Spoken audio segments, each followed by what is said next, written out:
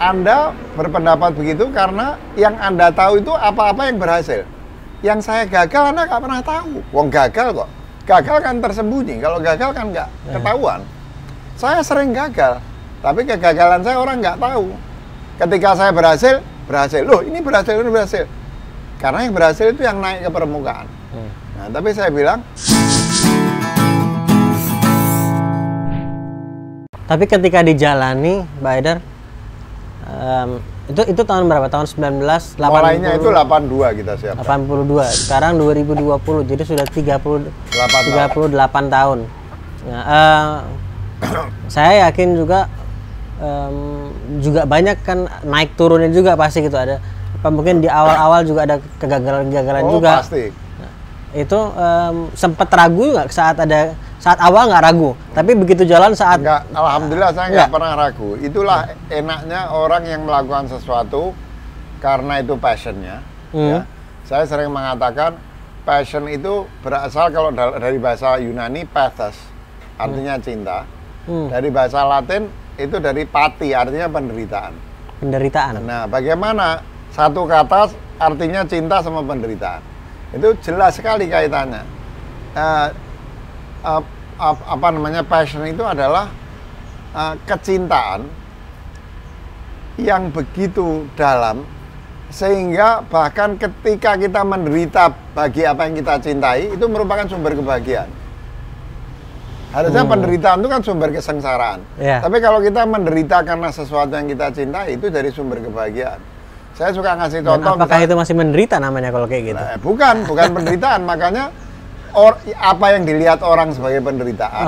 Itu kan orang. Misalnya kalau dalam bahasa Inggris ada the passion of Christ. Passion of Christ itu ketika Yesus disalib. Momen disalib. Tapi apakah Yesus bahagia karena dia sedang menjalankan misi Tuhannya? Atau the passion of Hussein itu the passion of Al-Hallaj. Al-Hallaj itu sufi yang dihukum mati, digantung. Sayyidina Hussein itu juga dibunuh bersama keluarganya. Disebut passion. Misalnya ketika anak perempuannya namanya bukan anak perempuannya, kakak perempuannya namanya Zainab. Itu ketika selesai pembunuhan itu, pembantaian, katanya Taman Karbala itu, Padang Karbala itu bau anyir darah dari banyaknya orang yang dibunuh. Nah, itu Zainab ini kakaknya Sayyidina Hussein ketika berada di situ dia bilang tidak kucium sesuatu kecuali bau surga. Kecuali dikatakan tidak kurasakan sesuatu kecuali keindahan di sini. Jadi dia tahu bahwa kakaknya yang terbunuh, keluarganya itu memang itu passionnya. Dia mau membela kebenaran, mau melawan penindasan demi menyenangkan Tuhannya, itu passionnya. Jadi penderitaan berupa martyrdom itu bagi dia satu kebahagiaan. Passion pati. Nah, orang kalau mengerjakan sesuatu sebagai passionnya, dia nggak akan merasakan penderitaan. Saya paling susah, saya sudah diwawancara puluhan kali oleh puluhan media, paling susah menjawab pertanyaan apa suka dukanya.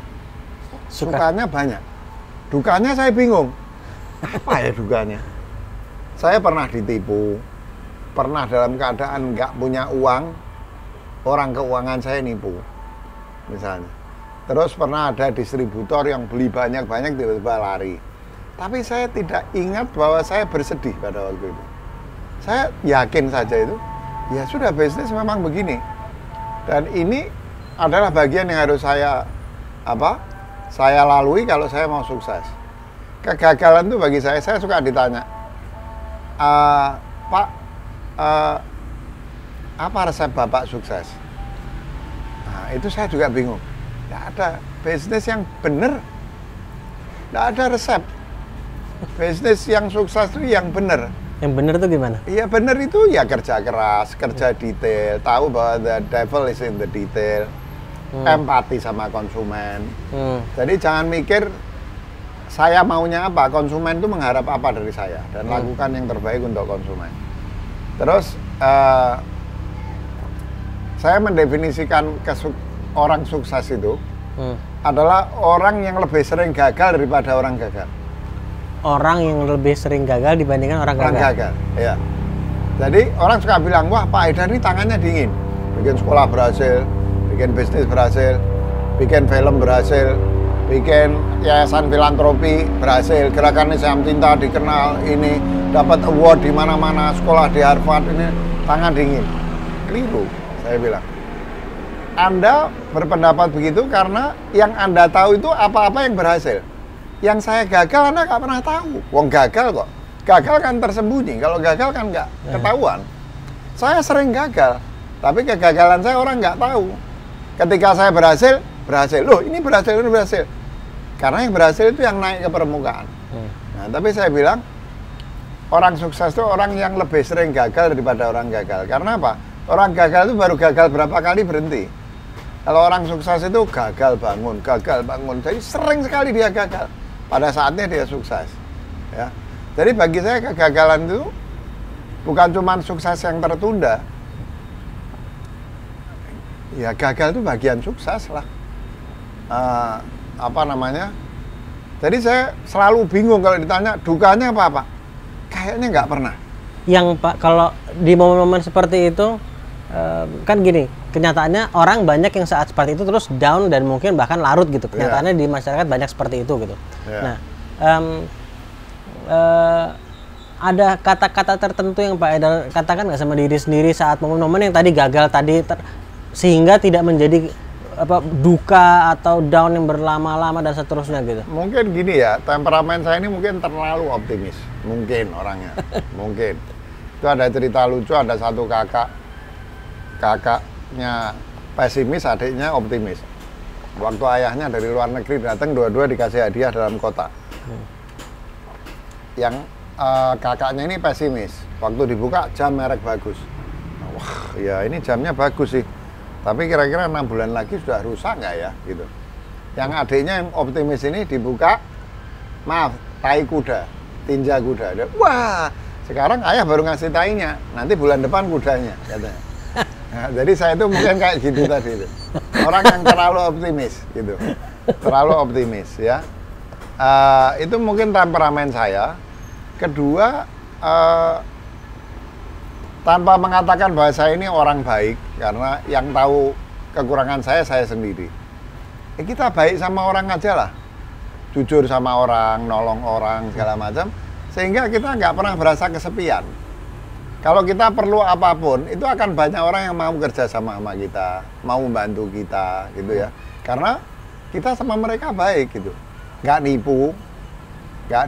Kalau kita ada orang butuh pertolongan kita tolong mereka.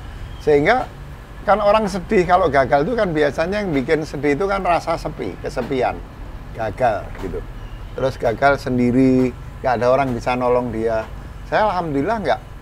Saya berpikir kayaknya kalau saya punya problem apa aja, bisalah saya, saya punya banyak temen gitu yang mau diajak kerja sama gitu ya. Jadi saya nggak tahu, satu mungkin saya ini orangnya terlalu optimis. Kedua, saya merasa insya Allah selalu ada saja orang yang mau kita ajak kerja sama gitu ya. Nah, karena itu orang kalau resep sukses bisnis sama bahagia dalam hidup itu sama ya, sedapat mungkin baik sama orang lah ya, supaya kita nggak pernah merasa kesepian. Itu kesengsaraan paling besar itu rasa sepi itu, kesengsaraan paling besar itu. Nah, orang gagal itu sering gitu, kalau dia down dia merasa aduh saya mau apa lagi, as if he doesn't have friends, brothers, sisters, ya orang-orang yang mau bantu dia. Padahal kalau kita orang baik, kita kerja keras, kita datang ke siapapun orang mau kerja sama kita. Tapi pada waktu itu saya memang yakin betul, alhamdulillah. Itu seperti katanya Nabi Yusuf itu waktu mimpi, punya mimpi segala macam, termasuk nanti ada matahari, 1 matahari dan 7 bintang yang tunduk sama dia itu. Dia sudah tahu pada saatnya dia akan sukses. Kerepotan-kerepotan dia itu akan dia bisa lewati. Sehingga waktu dia dicemplungkan di sumur, difitnah, masuk penjara, dia yakin ujungnya happy ending. Jadi dia nggak sampai putus asa, nggak sampai itu. Nah, saya nggak seperti Nabi Yusuf, saya nggak dapat mimpi. Tapi saya sudah bisa visualisasikan itu. Saya suka bercanda sama keluarga saya. Nanti pokoknya anak ayah saya yang paling kaya saya, gitu aja. Nah, saya bicara itu, saya yang paling kaya. Meskipun mungkin telat kayanya, gitu kan, karena wira swasta. Jadi pada waktu itu saya yakin aja, gitu. Tapi ya dengan perhitungan, ada pasar, ya. Terus kita memperbaiki diri, melakukan itu dengan sebaik-baiknya. Kita tidak melepas produk kecuali kita yakin bahwa pada waktu itu itulah produk terbaik yang bisa kita buat. Terus empati aja sama konsumen kita. Problem kita ini, SDM kita itu menurut saya kurang empati. Saya sering heran, kok hal-hal kecil mereka nggak bisa lakukan. Masa nggak bisa bayangkan konsumen kita itu maunya apa sih dari kita? Itu seringkali problem terbesar dalam bisnis kita. Nah, saya agak cukup sensitif lah untuk membayangkan konsumen itu maunya apa. Nulis surat, milih kata-kata, ya, mengatur kalimat, meminta maaf, mendahulukan kepentingan orang. Itu sebenarnya syarat bisnis yang nggak mungkin gagal. Cuman sayangnya kita kadang lupa sama itu. Menarik ini. Saya menyimak gitu. Jadi sebetulnya banyak pertanyaan sekarang yang muncul sampai bingung mana dulu yang mau saya tanya duluan. Cuma mungkin saya pilih ini. Jadi ini perjalanan berwirausaha dari mulai Mizan, kemudian terus juga masuk tadi sekolah juga lah Zuardi. Ya, saya sempat juga menjadi pemimpin perusahaan di Harian Republika. Di Harian Republika juga. Selama mungkin berapa ya? 6 tahun atau 7 tahun. Nah. Oke. Cukup lama juga berarti. Cukup lama dan itu dipaksa. Jadi saya pulang dari Amerika tanpa diajak musyawarah. Tahu-tahu dulu kan kalau mau bikin media harus ada namanya SIUP, surat izin usaha penerbitan. Tiba-tiba nama saya dimasukkan sebagai pemimpin perusahaan koran yang baru. Dan saya nggak bisa menolak. Ya oke lah, bismillah. Tapi saya nggak mau lama-lama, saya bilang. Nah, saya terlibat di situ. Alhamdulillah korannya cukup maju pada waktu itu, Harian Republika.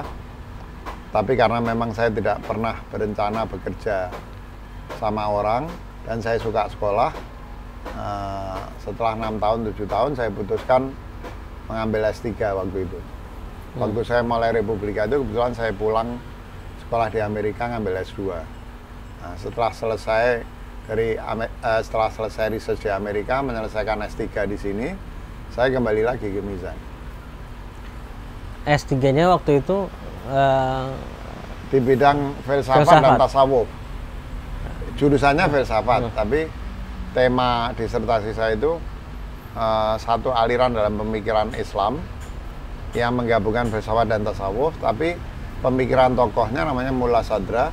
Saya bandingkan dengan pemikir Jerman, Heidegger, yang memiliki kemiripan dalam hal-hal tertentu dengan Mullah Sadra ini. Dan itu kok sampai akhirnya memutuskan untuk ngambil filsafat itu ada kaitannya nggak sama perjalanan nggak sebelumnya? Ada. Kok bisa sampai ke sana? Nggak ada ya, kebetulan saya orang yang kebetulan punya minat lebih dari satu lah. Ya, saya suka wira swasta, suka baca, suka nulis gitu ya. Kemudian curiosity saya membawa saya pada keinginan untuk belajar pemikiran Islam. Tapi memang karena ayah saya itu juga dianggap sebagai katakanlah ulama juga, saya terekspos pada buku-buku Islam dan lain sebagainya. Maka pada waktu itu saya tertarik. Di samping ya waktu kecil saya punya pengalaman, punya kecenderungan religius juga, suka sholat 5 waktu di masjid, puasa Senin Kemis. Jadi gabungan macam-macam ketertarikan pada agama, suka baca buku, wawasan meluas, kemudian tertarik pada pemikiran Islam gitu ya. Tapi saya kira kalau mau dicari hubungannya, kebetulan saya memulai industri penerbitan kan menerbitkan buku Islam. Jadi banyak wawasan saya tentang pemikiran Islam itu yang membantu saya di dalam mengembangkan koleksi judul-judul buku yang kita terbitkan. Kan saya katakan bahwa Mizan itu ketika didirikan dimaksudkan untuk mengcater kebutuhan kelas menengah muslim baru. Nah, mereka juga nggak mau judul-judul yang misalnya tata cara sholat. Mereka mungkin cari itu tapi dari tempat lain. Nah, Mizan menyuplai dengan pemikiran Islam. Ketertarikan saya di bidang pemikiran Islam itu juga membantu saya di dalam memastikan kita bisa menyajikan buku-buku yang terkait pemikiran Islam yang diminati oleh kelas menengah baru Muslim. Bisa jadi pengaruhnya timbal balik. Saya berusaha cari buku yang sesuai dengan kebutuhan konsumen. Pada saat membaca, minat saya kepada pemikiran Islam makin besar. Saya kira sampai sekarang masih satu-satunya lulusan ITB yang kuliah S2 di UIN. Saya nggak tahu ada lagi nggak setelah saya. Tapi pada waktu itu saya satu-satunya lulusan ITB yang kuliah S2 di UIN. Pada waktu itu. Dulu IAIN dulu ya? Dulu IAIN namanya. IAIN Syarif Hidayatullah di Ciputat. Nah, saya ini memang nggak jelas. Pendidikan iya, filantropi iya, dosen pemikiran Islam iya, bisnis juga, ya. Mungkin kalau mau dilihat satu-satunya yang mengikat semua aktivitas saya, ya, saya ingin memberikan kontribusi sebanyak saya bisa kepada masyarakat. Jadi Pak Haidar tadi dari mulai Mizan, kemudian Lazuardi, Gerakan Islam Cinta, tadi apa sekolah tasawuf. Ya, pesantren tasawuf. Sekolah Lazuardi. Kemudian ya Lazuardi dan tadi Gerakan Ulas Asih. Ya. Mengerjakan itu semua Pak Haidar apa nggak capek? Ya, jadi pertama gini, saya ini tipe orang yang nggak bisa diem. Jadi jangan-jangan kalau saya nggak sesibuk itu, saya justru lebih capek. Kalau nggak itu justru malah capek. Ada yang bilang katanya badan manusia ini diciptakan oleh Allah untuk gerak. Kalau kurang gerak, kita malah sakit semua. Nah, pikiran saya juga begitu. Meskipun belakangan dengan bertambahnya umur, tentu kapasitas juga turun gitu ya. Nggak bisa seperti dulu. Tapi ya sekarang ini alhamdulillah, kuncinya apa? Kuncinya itu memanage orang. Jadi punya orang-orang yang baik, terus orang-orang itu kita manage. Saya alhamdulillah, saya ini pernah kagum sama Pak Renald Kasali. Karena dia punya orang-orang anak muda-muda itu, menti, yang dia latih dan lain sebagainya itu. Waktu saya menyatakan kekaguman itu, ini saya sampaikan untuk mengapresiasi orang-orang yang bekerja sama saya. Ya. Waktu saya sampaikan itu ke beberapa orang-orang bilang, loh Pak Haidar itu punya semacam menti, tidak kalah, bahkan mungkin lebih banyak dari Pak Renald Kasali. Setelah saya pikir betul juga. Saya punya orang-orang bagus di pesantren tasawuf. Saya punya orang bagus di Gerakan Islam Cinta. Saya punya orang bagus di Amal Khair Yasmin. Saya punya orang bagus di Gerakan Ulas Asih. Saya punya orang bagus di Lazuardi. Ya, di mana lagi? Setelah saya hitung-hitung betul juga. Saya punya puluhan anak-anak muda yang bagus, yang menyebabkan segitu banyak kegiatan yang saya lakukan itu. Bukan saja saya tidak capek, tapi itu berjalan semuanya. Misalnya Yasmin, kegiatannya nambah. Sekarang kita membantu lembaga-lembaga untuk menangani orang-orang miskin yang menderita gangguan jiwa, yang sampai di jalan-jalan itu segala macam.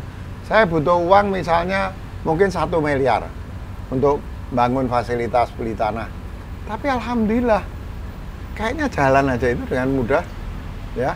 Ditambah itu tadi saya bilang kita ini baik sama orang gitu, baik sama orang. Misalnya kebetulan nggak sengaja kenal sama Timi Al-Fatih Timur, ya kan?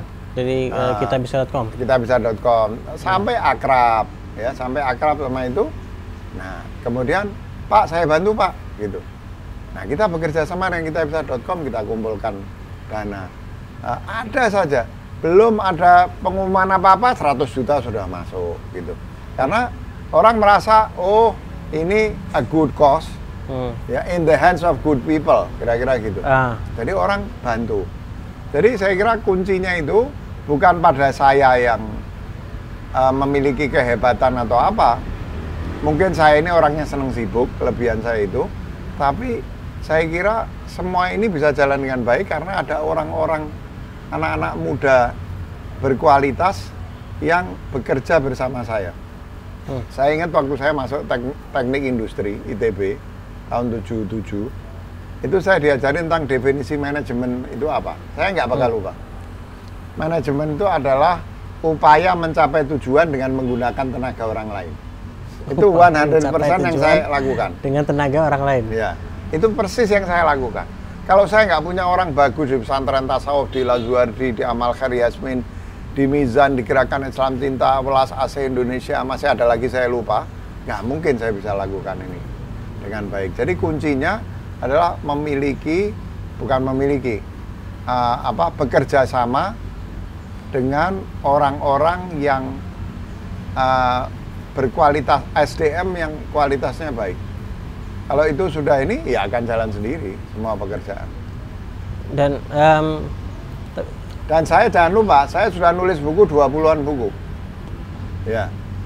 Jadi termasuk yang mau terbit, itu saya sudah nulis 20 buku. Nah, kadang-kadang caranya begitu. Saya tulis pakai WA. Ya, tulis saja. Nanti saya minta tolong satu orang, tolong diedit. Nah, carikan catatan kaki. Di buku apa? Oh, ada buku ini, coba carikan buku itu. Nanti dia carikan filenya, kirim ke saya. Coba carikan bagian itu, gitu. Nah, jadi karena saya punya orang-orang bagus itu, dalam keadaan saya punya banyak kegiatan, hampir sekarang 20 buku yang sudah saya tulis. Ya tentu bukan buku-buku research yang sulit-sulit mempersiapkannya, tapi bisa, dan saya masih terus menulis buku sekarang. Saat ini dari begitu banyak kegiatan, aktivitas itu Pak Haidar, kan semua itu kan muncul dari kepedulian pada isu-isu tersebut gitu ya. Iya. Nah, saat ini yang paling membuat Pak Haidar mungkin gerah lah atau gregetan atau itu, apakah masih ada hal tertentu yang saat ini paling mengganggu saat ini gitu? Keburukanku yang kamu sampaikan itu masih lebih sedikit dibanding keburukanku yang aku ketahui tentang diriku. Bahwa aku ini lebih buruk dari itu.